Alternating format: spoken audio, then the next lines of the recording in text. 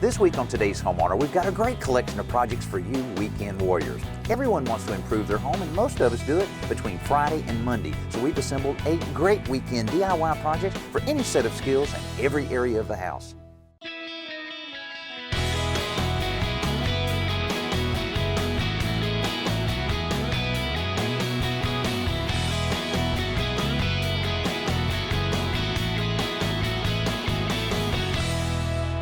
When you own a home, there will always be projects that you need to do. Now, a lot of these projects are things you have to do in order to properly maintain your home, but there's other projects that are a lot more fun. Those weekend projects that allow you to improve the look of your house or the function of your place, and that's what we're focusing on this week. The first one, how to build a nice looking fireplace mantel. Now, I'm in the home of a buddy of mine, Scott, who's a fairly avid woodworker, and he created this whole fireplace mantel for less than $75 in materials. What he did is he went down to the home center and bought some stock crown molding and some MDF, which is a medium density fiber board, a very commonly used material in cabinetry and in mantels, and he used it to create the shelf part of the mantel. He even put a nice little detail right on the front using a router and a nice little router bit. He also built these little fluted side pieces, which actually you can buy these pieces at the home center, and then he finished it off with some wide base molding at the bottom and several coats of paint to make it look this nice. Now, if you're not as confident as Scott is with your woodworking skills, then you can buy an entire fireplace mantel kit either online or at the home center. And you'll need to make sure that you measure your fireplace so that you're getting the right size kit. Then, when you have the kit, a little bit of layout, a little bit of cutting and assembling everything, stain or paint, it'll look great. Now, Alan has a project that a lot of people are considering these days. You know, the great thing about a window seat is not only are you adding a lot of seating space to the room, but you can create additional storage space if you make the top of that window seat a hinged lid, which is exactly what we're going to do today. And we've got almost 8 feet to work with here, so we're going to create a lot of additional storage. Now, one of the most important things to consider when you are building a window seat is what the finished look will be. You'll either want to match the room or complement it somehow. Now, we've got an older home here. We've got some great paneling back here. It's beautiful, but we're never going to match this. Now, what we can do is very carefully remove the paneling, which means we'll have to cut on either side of the window, take it and place it on the front wall of our window seat. But to be honest, that's a lot of work, and if you mess it up, then you're going to create even more work for yourself. So what we're going to do is complement the room instead. We're going to use the same material and finish as an existing oak cabinet on the other side of the room. So our first step is to frame up our window seat. I'm laying out the height of the seat at 21 inches. That's low enough to be comfortable, but deep enough for plenty of storage. The framework of the seat is made from 2x4s, and the front of it is built like a small wall with studs every 16 inches. The bottom plate is secured to the concrete slab with a powder-actuated nailer before the top plate goes on. As the frame goes together, it's really important that the front and back be level so you don't feel like you're sliding off the seat when it's done. Once the framing is complete, I can cut my oak plywood for the seat. I've recruited some help because I want the grain to run vertically, and pushing plywood through a table saw at this angle is definitely a 2-person job. For the face frame of the top, I'm ripping down solid oak to 1x2s, which I join together with a face frame nailer. Now, these little fasteners are fired right into the backside, bridging the seams to hold the pieces together. You can also use long finish nails from the edges for this job. The doors are banded with smaller strips of the solid oak to hide the edge grain of the plywood, and then I putty and sand these joints to give them a finished look. The front and the top are nailed in place along with a trim strip I made to transition to the wall. Finally, we're ready for stain, 2 coats of polyurethane, and the hardware to hold it all together. Not too bad for a weekend's work, and it's a great improvement to the home. Creating these type of projects can be a bit of a daunting task because it does require a fair amount of carpentry skills, but there's another project that just requires some basic skills and just a few hand tools, but a lot of patience, and that's refinishing furniture. Now, it might be a family piece like this sewing machine that's been completely refinished. It looks great, and the homeowners here can enjoy the look of it and the fruits of their labor each and every day. Now, if you're about to refinish a piece of furniture in your house, there are a few things you need to consider to make the project a success. A chemical stripper is the quickest way to remove an old finish, but there are a lot of different varieties, so make sure you follow the directions carefully. If they say leave it on for 10 minutes, then leave it on for 10 minutes before you begin scraping. A putty knife with rounded edges is great for this job because it won't tend to gouge the wood you're working on. Now you can remove the stripper residue with water or mineral spirits depending on the type of stripper you've used. Now begin sanding with a more coarse grit of paper, then work up to a finer grit. The stripper, scraping, and solvent will raise the grain of the wood, so you'll want to smooth it back out. It's messy, but if you apply the stain with the rag, you'll have a little more control.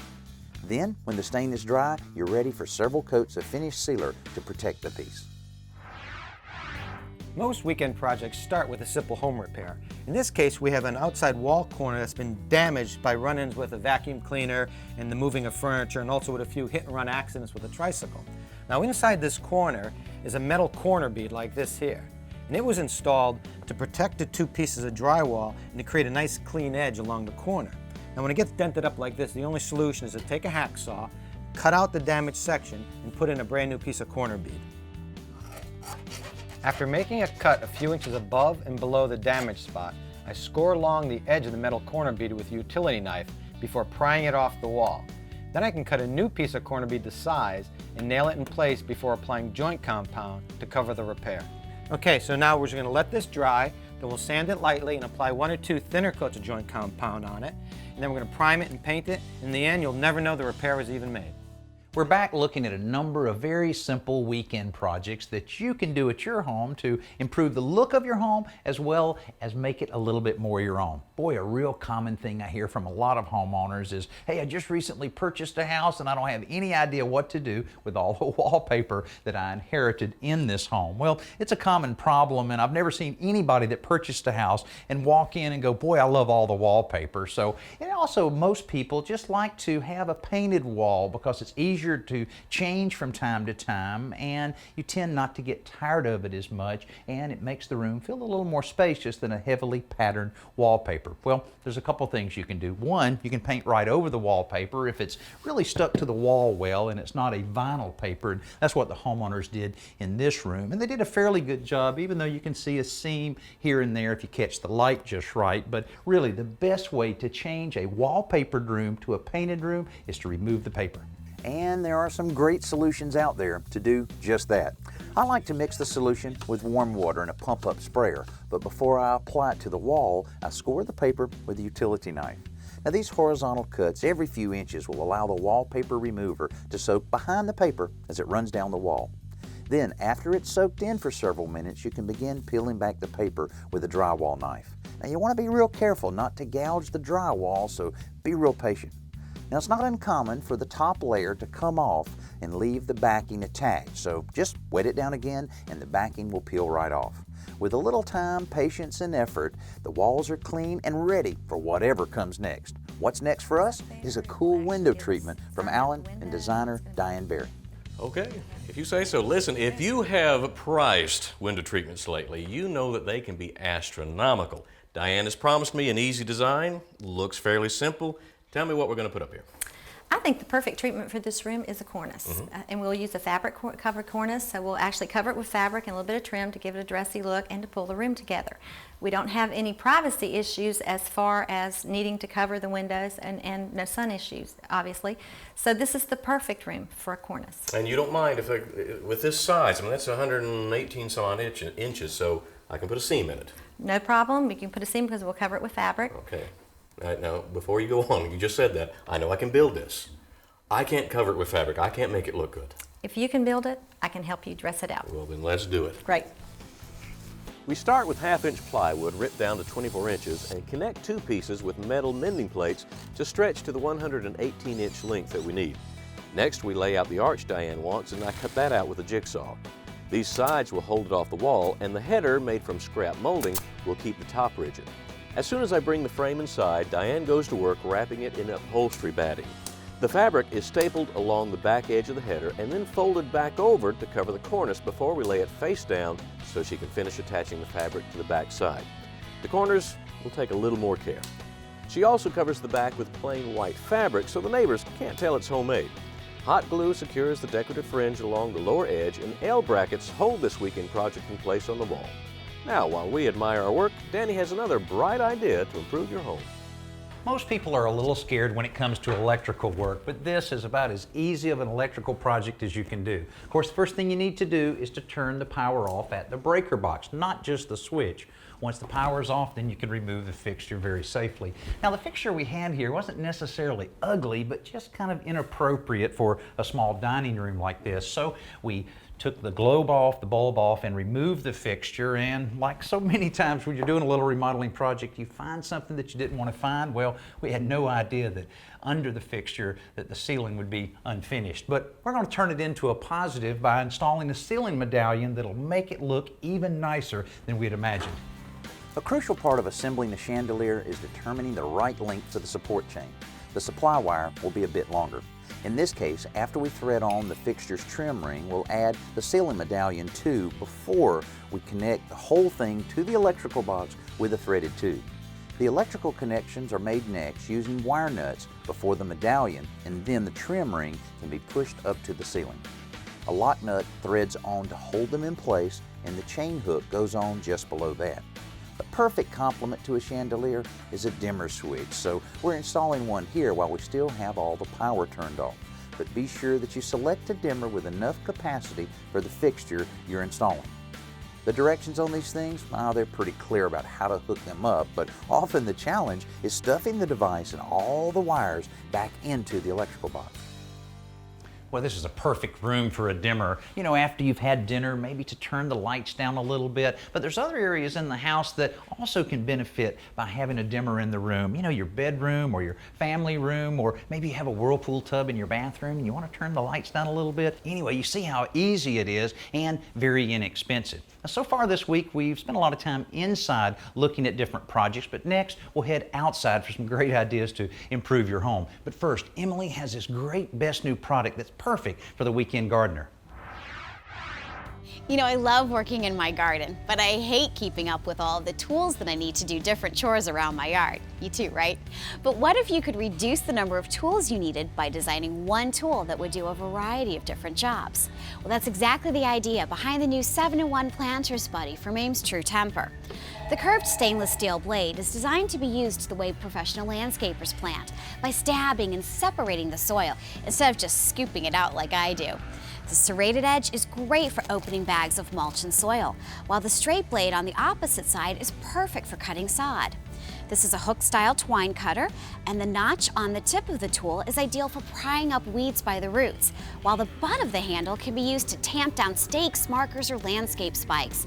Finally, the whole thing acts as a ruler with 1-inch increments along its 12-inch length. So there are your 7 tools in one. The Planter's Buddy has a lifetime warranty, and at about $15, I think it's a pretty good value for any active gardener. This week we're looking at a number of small weekend projects. You know, those kind of projects that maybe you think about it all week long, and then you head down to the home center on Friday and pick up all the materials. Then Saturday you're all gung-ho and you get out and start working on the project and maybe finish up the loose ends on Sunday. Then you have that sense of accomplishment that comes along with completing a project in just one weekend. We've been inside looking at a number of projects. Now we're outside, obviously, about to look at a project that can provide you a nice, relaxing place to sit in your backyard and becomes quite a focal point. It's a sun arbor, just like the one you see behind me that I had built in my yard a couple years ago. Now this one took a little while because we had a lot of cuts that we wanted in the style of arbor that we were looking for, and it took a little longer than a weekend because of all of the painting involved. We had to do a little bit of sanding, priming, 2 coats of paint, but if you use weather-resistant wood and you want a more natural look, you can complete something like this in just one weekend. I built one of these on a much smaller scale for a friend of mine. It was primarily designed to support a garden swing, so it really didn't have to be that large, but it did need to be sturdy. So we built each side with 4x4s and 2x6s before we stood them up in the holes where they would rest. The front and back pieces we created from 2x12s with a little bevel cut on the ends to add a little bit of character. Now I like to put the basic structure together first and make sure everything is level and plumb. Then you can brace it to stay that way before adding concrete to the post holes. You know, it saves a lot of hassle later by doing it this way. It also is very important when you're building outside to use fasteners that are galvanized or coated so that they won't rust over time. On top, we used 2x6s with a similar upswept cut, but truthfully, we didn't plan too well because toe-nailing them in this tight space was a pain. We might have done better to buy some long screws. We also cut down some 1x material to create a ladder trellis on either side of the arbor. Finally, we added the swing, then we planted a few vines to climb up the trellis on each side. Again, a nice piece of work for a weekend project. This arbor is located right beside the swimming pool. Not a bad place, but so many times homeowners will want their arbors located, say, in a more remote part of their yard to create that real retreat feel. Now, what's really cool, though, is to have an attractive pathway between the house and that retreat. Alan has a great way to solve that problem. You know, whether your restful retreat is an arbor like Danny just put together for us, or a swing under a tree, one of the simplest ways to create a path is with stepping stones. Now, it is a little bit labor intensive, but really once you get past that, it's pretty easy. Of course, the first thing is just laying out the stones into a comfortable stride, but once that's done, you're ready to take a sharp tool and cut out the sod around your stone, which I've already done right here. Now, you're going to notice a couple of things right off the bat. It's deeper and it's wider than the stone. Two reasons, very important that you do this. First of all, if the stone were too high, that would be a tripping hazard and a great way to ruin a lawnmower blade. But the second reason is that you want a very good base for that stone to sit on. That can be accomplished with something as simple as gravel or even a little bit of sand. You put that in place, you're going to level that across the ground, make sure that your stone is level too, as you see right over here. And then comes the second part, why it's so much wider. You don't want that stone to be moving over time. So once everything is in place, it's level, tamped down well, you're going to come back in with some more sand or some gravel to keep that in place. Now, I used concrete pavers here, but the good news is this method can be used whether it's concrete pavers, natural stone, or brick pavers. Hey Danny, I've always heard if you maintain your water heater, it'll last longer. What does that mean? I get that question a lot, Allison. You know, you could totally ignore a water heater and have no problems for maybe 10, 15, or even 20 years, but the whole point in doing maintenance is to prolong its life even longer, which is a great savings for you, and all it takes is just a few simple inspections. Once a month, check all the pipe connections, the valves, and underneath the unit for any signs of a leak. Even a small, slow leak can cause a lot of water damage and decay. If the heater is a gas model, be sure the vent pipe is in place and unobstructed. And about once a year, check the pressure relief valve by pulling up or pushing down on the valve handle to be sure that hot water comes out of the overflow pipe. Finally, you should periodically drain a bucket of water from the faucet at the bottom of the tank to remove any sediment in the heater, which could corrode the unit and reduce its efficiency. You've just seen 8 great weekend projects, and these are the kind of projects that are a lot of fun. You can start and finish them in just one weekend, and you can brag about them to your family and friends. Maybe you want to build a mantel, or just install one from a kit. Build a window seat for relaxation and storage, or just revive an old piece of furniture. For some, getting rid of that old wallpaper or maybe a tired light fixture will make you a hero, while dressing up a window will do it for others. And who wouldn't enjoy a place to relax or a path for an afternoon stroll? Each one of these projects are very simple, and every one of them will add value to your home. Now, if we didn't touch on one that you're interested in, let us know about it. We'd love to hear what you would like to see on an upcoming show.